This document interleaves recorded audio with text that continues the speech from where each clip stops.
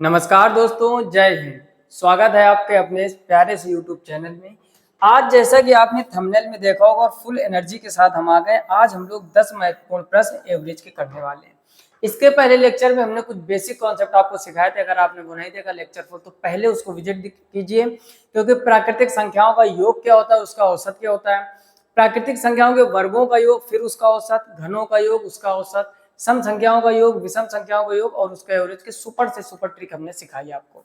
और आज उन्हीं ट्रिकों को अप्लाई करके हम बहुत ही जल्द क्वेश्चन कर पाएंगे। तो ये लेक्चर नंबर 5 है। बाकी 4 लेक्चर का जो लिंक है नीचे डिस्क्रिप्शन में दिया हुआ है, वहां से जाके विजिट कीजिए।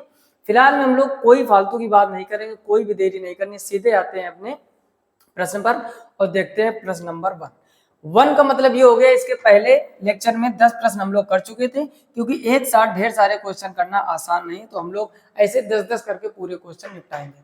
क्लियर। पहला प्रश्न क्या लिखा हुआ है पढ़ लीजिए यहाँ पर और सॉल्व करते हैं, बहुत ही जल्द करने का प्रयास करते हैं। जैसे लिखा हुआ है एसएससी सीएचएसएल 2024 में आया हुआ है, लिखा है if the average of 50 numbers n1 n2 n50, यानी 50 संख्याएं हैं कोई, यानी समझने का प्रयास करो। 50 संख्याएं हैं, ठीक। 50 संख्याओं में एक n1 n2 n3 n dot dot dot ऐसे समझो। n1 है, पहली दूसरी n2 है, फिर तीसरी और लास्ट वाली क्या हो जाएगी n50, क्योंकि 50 संख्याएं हैं। उसके बाद में कहा गया तो संख्याओं n1 - 100 n2 - 100 n50 - 100। बस मेन गेम यहीं पर खेला गया, आप समझो। पहली संख्या में क्या किया गया, 100 कम किया गया है, दूसरी संख्या में भी 100 कम किया गया है, और डॉट डॉट डॉट जो लास्ट वाली संख्या है उसमें भी 100 कम किया गया है। इसका मतलब हर एक संख्या में 100 कम किया गया है, तो ओवरऑल औसत क्या होगा। कह रहा है यदि 50 संख्या इतने इतने का औसत m है। अच्छा, एक चीज और समझो, जो एवरेज है वो आपको क्या दिया गया है m। किसी भी कभी भी कोई क्वेश्चन ऐसा आए, हमेशा ध्यान रखो जब हर एक संख्या में जोड़ा जाए, हर एक संख्या में घटाया जाए, तो वही इफेक्ट आपके एवरेज पर पड़ता है। यहाँ पर आप देख रहे हो कि हर एक संख्या में 100 कम किया जा रहा है, तो इसके औसत में भी 100 कम हो जाएगा, तो फाइनल आंसर हो जाएगा आपका m - 100। बोलो बात समझ में आई। फटाफट से ढूंढो ऑप्शन कहाँ पर दिया गया है, m - 100, तो option D will be right answer. बोलो बात समझ में आई कि नहीं। फिर से समझो, कभी भी कितनी भी संख्याओं का औसत दिया जाए, अगर हर एक संख्या में औसत में कुछ जोड़ा जाए या संख्याओं में कुछ बराबर बराबर जोड़ा जा रहा है या बराबर बराबर घटाया जा रहा है, तो वही सेम इफेक्ट आपके एवरेज पर पड़ेगा। यहाँ पर हमने देखा कि 50 संख्याएं थी, सब में 100 घटाया गया, तो औसत में भी 100 घट जाएगा, तो m - 100। क्लियर। जल्दी से आप इसका स्क्रीनशॉट ले लीजिए, फिर करते हैं अगला प्रश्न। आगे देखो क्वेश्चन नंबर 12 क्या लिखा हुआ है, ध्यान से समझो। कह रहा n संख्याओं का औसत 45 है, ठीक। इसको जब हम लोग सॉल्व करते हैं, कोई n संख्याएं हैं, ठीक। कुछ क्वेश्चन बीच बीच में थोड़े अच्छे लेवल के सिलेक्ट है, कुछ थोड़ा कम, जैसे एसएससी सीजीएल टियर 2 2022 समझ गए होगे मेंस में किस टाइप के क्वेश्चन आते हैं। n संख्याओं का औसत 45 है, कोई n संख्याएं थी, इनका औसत कितना था 45। ये हो गया आपका डाटा या वैल्यू, जैसा हम हमेशा सिखाते हैं, और ये हो गया आपका एवरेज। फिर कह रहा है यदि 60% संख्याओं में से प्रत्येक में 5 जोड़ दिया जाए और शेष संख्याओं में 10 घटा दिया जाए। बस यहीं पर जबरदस्त गेम खेला गया है। इसके पहले का जो लेक्चर था उसमें इस टाइप के 10 क्वेश्चन जबरदस्त हमने करवाए। लेक्चर 3 टॉप 10 क्वेश्चन उसमें भी सीजीएल सीएचएसएल में आए हुए करवाए।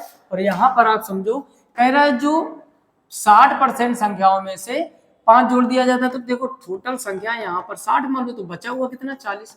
परसेंटेज आपका हमेशा 100 पर होता है।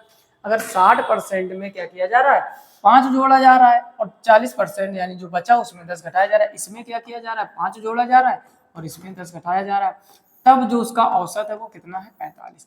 इस डाटा को यहाँ पर रोक के यहाँ पर समझने का प्रयास करो। 60% में 5 जोड़ा जा रहा है, 40% में 10 घटाया जा रहा है। ये मेथड कौन सा लग रहा है, डेविएशन मेथड। डेविएशन मेथड नहीं जानते हो, डायरेक्ट ये लेक्चर देख रहे हो, तो पहला दूसरा तीसरा चौथा पहले जरूर देखिए, फिर आपको हर एक चीज अच्छे समझ में आएगी। अब अगर हम यहाँ पर तुलना करें, इसमें हमने कहा था कभी भी बड़ी वैल्यू आए तो आप इसका रेशियो निकालो, 0 से 0 काट दो, 2 के पाले से काटोगे 3, 2 के पाले से काटोगे 2। अब देखो यहाँ पर 5 जोड़ा जा रहा है और यहाँ पर 10 घटाया जा रहा है, तो इस 5 का गुणा इस 3 से करोगे, 5 3 15 प्लस का 15 हो जाएगा। बोलो समझ में आ रहा है कि नहीं। माइनस का 10 जब 20 से गुणा करोगे, माइनस का 20, अब प्लस का 15 माइनस का 20, प्लस का 15 माइनस का 20, ओवरऑल बचा क्या माइनस का 5। ध्यान से समझो, डेविएशन मेथड बहुत जबरदस्त है और बहुत जल्दी होते हैं। माइनस का 5 आया, ऊपर डाटा कितना है 3 और 2, सब में बराबर बराबर बांटते हैं तो 5 का भाग दे दोगे आप। जैसे ही 5 का भाग दोगे तो आ जाएगा -1। अब ये -1 आया तो बस वैल्यू में वही इफेक्ट कर दो आप। पहले औसत था 45 का, 1 उसमें कम हो जाएगा तो अब औसत कितना हो जाएगा 44 का। तो इसका ऑप्शन कौन सा सही हो जाएगा, डी ऑप्शन इसका भी सही हो जाएगा। बात समझ में आएगी नहीं, फिर से समझो। 60% संख्याओं में 5 जोड़ा जा रहा था, 40% संख्याओं में 10 कम किया जा रहा है। तो 60 और 40 का रेशियो निकाल लिया हम लोगों ने 3 और 2, फिर 5 तिहाई 15 और 10 दूनी 20, प्लस का 15 माइनस का 20 यानी -5 बचा। टोटल में डिवाइड करोगे यानी 5 का भाग दे देंगे, आ जाएगा -1। पहले एवरेज था 45, अब एक एवरेज कम हो जाएगा, जो औसत पर इफेक्ट पड़ेगा वो एक कम हो जाएगा, तो आंसर 44 आ जाएगा। क्लियर, जल्दी से इसका स्क्रीनशॉट ले लो। और अब हम लोग करते हैं अगला प्रश्न। ठीक, बहुत ही जबरदस्त क्वेश्चन है। जैसे अगला प्रश्न बहुत आसान है, चुटकियों में आप सॉल्व करना सीख जाओगे, बशर्ते आप थोड़ा सा धैर्य रखो और चीजों को समझने का प्रयास करो। जैसे कह रहा प्रथम 125 प्राकृत संख्याओं का औसत। अगर हम आपसे कहें प्राकृत संख्याओं का n, प्राकृत संख्याओं का योग क्या होगा, बोलो। n प्राकृत संख्याओं का योग होता है n+1/2। जब औसत का है तो हमने क्या कहा था, इस n को वसूला दिया जाता है या n से भाग दे दिया जाता है। ठीक, तो औसत का फार्मूला n+1/2 यानी एक जोड़ के आधा कर दो। कॉन्सेप्ट क्या निकल के आ रहा है, एक जोड़ के आधा कर दो। तो मतलब क्या हुआ, आपसे कह रहा है 125, तो 125 में एक जोड़ दो और उसका आधा कर दो। 125 में एक जोड़ोगे 126, 2 के पाले काट दोगे, 2 छंग 12 और 2 तिहाई 6, तो आंसर कितना आ जाएगा 63। कौन सा ऑप्शन सही हो जाएगा, option B will be right answer. बोलो कोई समस्या, कितने आसान प्रश्न है, फिर से समझो। प्राकृत संख्याओं का योग होता है n+1/2, औसत कहे तो n का भाग दे देते, या फिर आप डायरेक्ट याद कर लो। ठीक, लेकिन हम दोनों बातें इस वजह से बता रहे हैं कि पेपर में जरूरी नहीं औसत पूछा जाए, आपसे योग पूछा जाए वो भी आना चाहिए, औसत पूछा जाए वो भी आना चाहिए। प्राकृत संख्याओं का जब भी औसत पूछे एक जोड़ के आधा कर दो। 125 में एक जोड़ोगे 126, उसका आधा करोगे 63 हो जाएगा। क्लियर, जल्दी से इसका भी स्क्रीनशॉट ले लीजिए, फिर हम लोग अगला प्रश्न करते हैं। अगला प्रश्न देखो, क्वेश्चन नंबर 14। ठीक, सब इतने में ही सॉल्व हो जाएंगे, एकदम छोटी सी जगह में, और हम आपको समझाते हुए चल रहे तो थोड़ा सा समय ज्यादा लग रहा है, आप खुद से करोगे 10 सेकेंड में निपटा दो। अगर आप प्रथम 14 पूर्ण संख्याओं का औसत, थोड़ा सा लॉजिक है। अच्छा, प्राकृत और पूर्ण संख्याओं में अंतर समझो। प्राकृत संख्याएं आपके 1 से स्टार्ट होती है, 1 2 3 4 5 6 7 ऐसे डॉट डॉट डॉट, और जो पूर्ण संख्याएं होती हैं यानी होल नंबर, उसमें 0 आ जाता है, 0 1 2 3 4 5 6 7 ऐसे है। बात समझ गए, पूर्ण संख्याओं में 0 और होता है, प्राकृतिक संख्या 1 से स्टार्ट होती है। कह रहा प्रथम 14 पूर्ण संख्याओं का, तो प्रथम 14 कह रहा तो एक संख्या ही तो केवल इसमें बढ़ जाएगी। बोलो चीज समझ में आ रही कि नहीं। अच्छा, अगर नहीं समझ पा रहे तो अगर हम पूरी गिनती लिखना चाहें, जैसे 7 लिख दो, यहाँ 8 लिख दो, 9 लिख दो, 10 लिख दो, 11 लिख दो, 12 लिख दो, 13। तो देखो प्रथम 14 पूर्ण कह रहा, तो एक ये भी तो मानोगे, नहीं समझे। प्रथम 14 पूर्ण संख्या कह रहा, पूर्ण संख्या 0 से स्टार्ट होती, तो गिनती जो आपकी वो 13 तक ही तो जाएगी। 0 1 2 3 4 5 6 7 8 9 10 11 12 13। जब आप इसको सॉल्व करोगे तो एक 0 बढ़ा है, संख्याएं टोटल कितनी थी 13, और 13 का क्या कर दोगे आधा, तो 13 जब आधा करेंगे तो आंसर 6.5। तो इसका ऑप्शन कौन सा सही हो जाएगा, पहला ऑप्शन एकदम सही हो जाएगा। फिर से समझ लो, संख्याएं तो 13 ही थी, पूर्ण संख्या कहता है एक बढ़ जाता है यानी 0 संख्या बढ़ गए, 0 को जोड़े तो कोई फर्क नहीं पड़ेगा, डिवाइड बाई 2, यानी हमारा प्राकृतिक संख्याओं का क्या होता है औसत का n+1/2। अब इसमें 0 बढ़ा था, 0 जोड़ने से कोई इफेक्ट नहीं पड़ेगा, तो 13/2 यानी 6.5, तो पहला आंसर एकदम सही हो जाएगा। क्लियर, इसका जल्दी से स्क्रीनशॉट ले लीजिए, फिर अगला प्रश्न करते हैं। अगला देखते हैं 15 नंबर क्वेश्चन, समझो ध्यान से। 15 नंबर को पहले ध्यान से पढ़ो, जितने आसानी से चीजें आप पढ़ोगे उतनी बेस्ट तरीके से कर पाओगे। ठीक है, प्रथम 47 प्राकृतिक संख्याओं के वर्गों का औसत।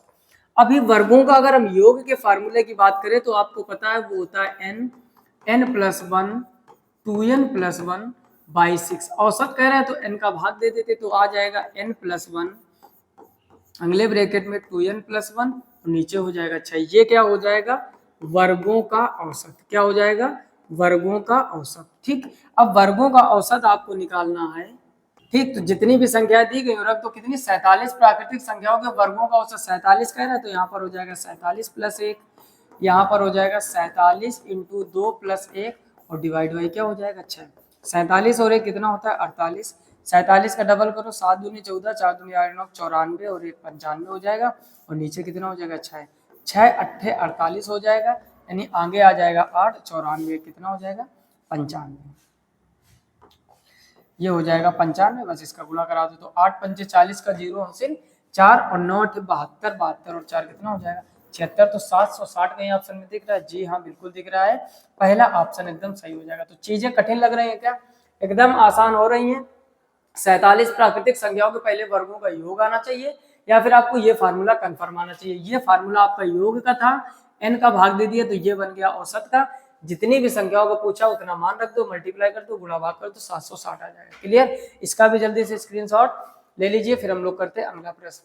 आगे देख रहे होगे क्वेश्चन नंबर 16 क्या लिखा हुआ है। ध्यान से क्वेश्चन को, एक एक क्वेश्चन आप अपनी कॉपी में जो लोग नोट बना रहे हैं ना, ये हर एक क्वेश्चन वीडियो को पॉज करके लिख लिया करो और फिर उसका उसी के नीचे सोल्यूशन। आने वाले समय में इतना बेस्ट जो आपका नोट्स है वो तैयार हो जाएगा और सभी क्वेश्चन ज्यादातर एग्जामों में पूछे गए। जैसे अगर पहले 49 धनात्मक पूर्णांक के घन का औसत, 49 संख्याएं दी गई और घन का औसत, तो पहले घन का योग क्या होता है? तो आप सभी लोगों को पता है n+1/2 का अगर हम स्क्वायर कर देंगे तो ये फार्मूला आ जाएगा योग का। इसका फार्मूला है योग का। इसी में n का स्क्वायर करोगे तो n स्क्वायर हो जाएगा, अंदर n+1 का स्क्वायर हो जाएगा, नीचे हो जाएगा 4। अगर n का भाग दे दे तो n से n कट जाएगा। तो अब जो आपको सामने दिख रहा होगा n+1 का होल स्क्वायर डिवाइड बाई 4, तो ये हो गया आपका औसत का फार्मूला। ये फार्मूला किसका हो गया? औसत का। और किसका औसत? घनों का औसत। बस अब वैल्यू रख दीजिए, कितना कह रहा है 49 संख्याओं का। तो गौर से समझना, बाहर हो जाएगा 49, अंदर हो जाएगा 49+1 और इसका करना है स्क्वायर और नीचे क्या रहेगा 4। तो 49 बाहर रखो, 49 और 1 50, 50 का वर्ग करोगे तो 2500 और नीचे हो जाएगा 4। 4 से इसको काटोगे तो 4 छंग 24, एक बचा 4 दूनी 8 और 4 पंचे 20। तो ये जो आने वाला है ये हो गया 49 × 625। बस इसका आप मल्टीप्लाई कर दीजिए। 625 का जब 49 में गुणा करोगे तो ऑप्शन 25 × 30 625। ठीक, तो ऑप्शन इसका पहला सही हो जाएगा। ठीक, जिसको चीजें नहीं समझ में आ रही हैं पूरा गुणा करवा लेना बेसिक से। 625 का गुणा 49 में करोगे, देखो हमने जल्दी कैसे किया। 625 का गुणा 50 में कर दो, एक का अंतर है 625 कम कर दोगे तो 30 625 आ जाएगा, यानी 30,625। क्लियर? तो कुछ चीजें स्मार्ट करनी पड़ती है ताकि आप जल्दी आंसर फाइंड कर पाओ। फिर से समझ लो, कह रहा पहले 49 धनात्मक पूर्णांकों के घन का औसत क्या होगा? तो पहले घन का योग का फार्मूला आना चाहिए, फिर n का भाग दोगे तो वही औसत का फार्मूला बन जाएगा, वैल्यू रख के मल्टीप्लाई कर दिया गया। क्लियर? जल्दी से स्क्रीनशॉट ले लीजिए, फिर हम लोग अगला प्रश्न करते हैं। अगला देखो क्वेश्चन नंबर 17 क्या लिखा हुआ है, पढ़ो ध्यान से। लिखा हुआ है प्रथम 91 सम संख्याओं का औसत। अभी अभी आपको हमने तरीका सिखाया है कि जब सम संख्याओं का औसत पूछे, कौन सी संख्याओं का औसत? सम संख्याओं का औसत, तो बस उसमें आपको एक जोड़ देना है। ठीक, जिन लोगों के माइंड में टिका होगा अच्छी तरीके से आप समझ गए होंगे। सम संख्याओं का औसत में क्या करना है? एक जोड़ देना। कह रहा है प्रथम 91 सम संख्याओं का औसत क्या होगा? तो 91 सम का कह रहा है, बस इसमें एक जोड़ दो तो इसका क्या हो जाएगा 92। यही आपका आंसर हो जाएगा। एकदम सुपर ट्रिक काम कर रही है यहाँ पर। फिर से समझ लो सब लोग, सुपर ट्रिक क्या हमने बताई? सुपर ट्रिक होती है आपकी कि जब सम संख्याओं का औसत पूछे तो उसमें एक बढ़ा दिया जाता है, और जब आपसे विषम संख्याओं का औसत पूछे तो ना बढ़ाना है ना घटाना, वही क्वेश्चन वाला ही पॉइंट आंसर हो जाएगा। क्लियर? जब सम संख्याओं का 91 सम संख्याओं कह रहा था तो सम में एक बढ़ा देते तो आंसर कितना हो जाएगा 92। तो इसका ऑप्शन आपका पहला सही हो जाएगा। और अगर कह देता प्रथम 91 विषम संख्याओं का आंसर तो 91 ही, यानी ऑप्शन सी सही हो जाता। क्लियर? चीजें एकदम आसानी से समझ में आनी चाहिए। अगला प्रश्न देखते हैं हम लोग, क्वेश्चन नंबर 18। ये एनटीपीसी में आपका 2021 में पूछा गया है। पढ़ो प्रश्न क्या लिखा है। लिखा है प्रथम 120 विषम प्राकृत संख्याओं का औसत। अभी अभी आपको हमने सिखाया कि जब विषम प्राकृत संख्याओं का औसत कहे तो विषम 120 का कह रहा है तो आंसर भी 120 हो जाएगा। सम में एक बढ़ जाता है, विषम में ना बढ़ता है ना घटता है। जितने प्रश्नों का या जितने अक्षरों का या जितनी वैल्यू का आपसे कहा गया है 120 विषम संख्याओं का तो आंसर 120, 130 विषम संख्याओं का तो आंसर 130, 150 विषम संख्याओं का औसत तो 150, 150 सम संख्याओं का औसत तो 151। क्लियर? सम में एक बढ़ा देना है, विषम में सेम रखना। इसका भी जल्दी से स्क्रीनशॉट ले लो, क्वेश्चन लिखते जाइए या क्वेश्चन का स्क्रीनशॉट करते जाइए। अगला क्वेश्चन नंबर 19, आरआरबी एनटीपीसी ये भी पूछा गया है। कह रहा प्रथम 10 अभाज्य संख्याओं का औसत। तो देखो अभाज्य का अभी तक हमने कोई फार्मूला आपको नहीं पढ़ाया। सम का होता है, विषम का होता है, प्राकृत का होता है, प्राकृतिक संख्याओं के वर्गों का होता है, प्राकृतिक संख्याओं के घनों का होता है, लेकिन अभाज्य संख्याओं का कोई रूल नहीं है। प्रथम 10 अभाज्य कह रहा है, तो प्रथम 10 अभाज्य संख्या लिखिए आप। पहली होती है 2, फिर होती है 3, फिर होती है 5, फिर होती है 7, फिर 11, फिर 13 होती है, फिर 17 होती है, फिर 19 होती है, फिर 23 होती है। चेक करो 1 2 3 4 5 6 7 8 9 और फिर हो जाएगी आपकी 29। ये प्रथम 10 अभाज्य संख्याएं क्या है? प्रथम 10 अभाज्य संख्याएं। अब समझो ध्यान से, यहाँ पर अभाज्य संख्याएं 10 का भाग देना पड़ेगा हमें, तो औसत का यहाँ पर बेसिक फार्मूला हमें लगाना पड़ेगा। बेसिक फार्मूला क्या होता है? सम ऑफ ऑब्जर्वेशन बटे नंबर ऑफ ऑब्जर्वेशन। सबको जोड़ दो, दो या जोड़ने का क्या मतलब है, यहाँ पर ऐसे डायरेक्ट जोड़ देते हैं ना, जैसे 2 और 3 5, 5 और 5 10, 10 और 7 17, 17 और 18, 17 और 11 28, 28 29 30 31 10 41, 41 और 7 हो जाएगा 48, 48 10 हो जाएगा 58, 58 और 10 हो जाएगा 68, 68 10 हो जाएगा 78, 78 और 22 यानी एक उसमें जोड़ दिया था, 78 79 80, 80 और 20 100 यानी 129। तो इसको आप जब जोड़ोगे तो ये हो जाएगा 129। टोटल संख्या कितनी है? 10। तो जैसे ही 10 से 0 काटोगे तो यहाँ दशमलव लग जाएगा, तो ये हो जाएगा 12.9। कोई ऑप्शन दिख रहा है 12.9? बिल्कुल दिख रहा है, ऑप्शन डी इसका आपका एकदम सही हो जाएगा। अभाज्य संख्याओं का औसत पूछे जितनी 10 11 12, तो ज्यादा बड़ा क्वेश्चन बनेगा ही नहीं, अभाज्य से रिलेटेड आएगा, क्योंकि इसका कोई डायरेक्ट फार्मूला नहीं होता है, ना कोई सुपर ट्रिक काम करती है। तो हमें पूरी 10 लिखना है, सबको जोड़ना है और डिवाइड बाई जितनी भी अभाज्य संख्याओं का कह रहा हूँ। यहाँ पर आसानी है, तो 10 कह रहा था, 0 काटोगे दशमलव लग जाएगा, तो 12.9 आ जाएगा। क्लियर? जल्दी से स्क्रीनशॉट ले लीजिए। करते हैं अगला प्रश्न। अगला क्वेश्चन नंबर 20, ध्यान से समझना। क्वेश्चन नंबर 20 में लिखा हुआ है 18 क्रमिक पूर्णांकों के एक समुच्चय का औसत 22.5 है। 18 कोई क्रमिक पूर्णांक थे, इनका जो औसत है वो 22.5 है। ये आपका दिया गया है डाटा, और ये आपका दिया गया है एवीजी यानी एवरेज। कह रहा है निम्न में से कौन सा समुच्चय का सबसे बड़ा पूर्णांक है? एसएससी सीजीएल 2022 में आया हुआ क्वेश्चन है। यहाँ पर थोड़ा आपको कॉन्सेप्ट सीखना पड़ेगा। देखो 18 संख्याओं का एवरेज दिया गया है। जैसे अगर हम आपसे कहें विषम संख्याओं का एवरेज और अगला कहें सम संख्याओं का एवरेज, समझो विषम संख्याएं या तो 3 होंगी या तो 5 होंगी, सम संख्या या तो 4 होंगी या तो 6 या तो 2 या तो 10, इस टाइप से चलती हैं। थोड़ा समझने का प्रयास करना। जैसे हमने लिख दिया 2 3 4 5 6, हमने क्या लिख दिया 2 3 4 5 6, तो इसका औसत 4 होगा। और यहाँ पर लिख दिया 1 2 3 4, ये 4 संख्याएं, 4 कैसी होती है सम, तो यहाँ पर सम लिखा। ये 5 संख्या है तो 5 कैसी होती है विषम। जरूरी नहीं कहाँ से स्टार्ट हो रहे हैं कहाँ खत्म हो रहे हैं, हम क्या सिखाने का प्रयास कर रहे हैं उसको समझने का प्रयास करना। हमने कहा 1 2 3 4, हमने आपसे कहा इसका औसत बताओ, तो 4 3 7 2 9 1 10, 10 का आधा करोगे या 10 में 4 का भाग दोगे तो कितना आ जाएगा 2.5, यानी यहाँ का जो औसत निकल के आएगा 2.5, और यहाँ का जो औसत आया बीच वाली संख्या। तो एक कॉन्सेप्ट यहाँ पर समझो, विषम संख्याओं में बीच वाली संख्या अगर समान बढ़ रहा है समान घट रहा है, सेम सेम वैल्यू, पहले कॉन्सेप्ट सिखा चुके हैं। यानी गिनती में 3 5 7 9 11 13 ऐसे हो तो बीच वाली संख्या आपकी औसत हो जाती है। अगर सम संख्या है तो आधे का अंतर हो जाता है। कहने का मतलब जो औसत होगा उसमें आधे का अंतर हो रहा है। मतलब जैसे 4 संख्याएं हैं, यहाँ पर 2 यहाँ पर 3, 3 और 2 5 का आधा 2.5 हो गया, नहीं दशमलव चल रहा है। एक कॉन्सेप्ट समझने का प्रयास करो। यहाँ पर आपको कह रहा 18 क्रमिक योग है, इसका मतलब इधर 9 संख्याएं होंगी इधर 9 संख्याएं होंगी, तभी तो टोटल 18 संख्याएं होंगी। आपसे कह रहा 18 क्रमिक पूर्णांकों के एक समुच्चय का औसत 22.5 है, तो 20 में जो औसत है वो कितना है 22.5। इतनी बात समझ गए। अब इधर 9 छोड़ दो उधर 9 छोड़ दो, ये बीच वाली संख्या औसत निकल कर आई है। अब क्या करोगे आगे की कहानी, कह रहा कौन सा समुच्चय का सबसे बड़ा पूर्णांक है, सबसे आखिरी वाला आपको बताना है। तो देखो आधे का अंतर चल रहा है, तो जैसे ही आप 22.5 में आधा जोड़ोगे तो वो हो जाएगा 23 और एक संख्या कम हो जाएगी। यानी ये बीचों बीच वाला है, जैसे बीचों बीच में यहाँ था 2.5 वहां है 22.5। ठीक, इसी से पूरा कॉन्सेप्ट आप समझ जाओगे। अगर हम इसमें आधा जोड़ दें तो तुरंत बाद वाली संख्या आ जाएगी। यानी अगर हम इसमें आधा जोड़ दें यानी एक संख्या, तो ये वैल्यू यहाँ की कितनी हो जाएगी 23। कितनी हो जाएगी 23। अब 23 के आगे एक संख्या तो यहाँ पर आ गई, आगे बची होंगी 8, तो 23 में 8 जोड़ दीजिए आप। 8 3 11 2 और 1 3, तो आंसर हो जाएगा 31। कोई ऑप्शन आपको दिख रहा है? पहला सॉरी सी नंबर हो जाएगा आपका एकदम सही। किसी किसी को पल्ले नहीं पड़ा होगा, फिर से समझो, कॉमन सेंस लगाओ कि 18 संख्याएं, 9 इधर होंगी 9 इधर होंगी, बीच का औसत 22.5। हमने आपसे अभी कहा कि आधा हम जोड़ दें अगर तो जस्ट आगे वाली संख्या आ जाती है, यानी 2.5 में अगर आधा जोड़ दोगे 3 हो जाएगा, जस्ट बाद वाली आ गई। अब अगर सम संख्या 9 इधर है 9 इधर है, आधा आपने जोड़ दिया तो वो हो गया 23, यानी 22.5 में आधा जोड़ दिया 23 हो गया। 23 हो गया तो उधर 9 संख्याएं तो थी, तो 9वीं संख्या तो यही हो गई 23। अब आगे बच्ची कितनी होंगी? 8, तो 23 और 8 कितना हो जाएगा? 31। कॉमन सेंस लगाओ, 13 14 17 ये बहुत कम वैल्यू होगा ही नहीं, तो आंसर 31 होगा।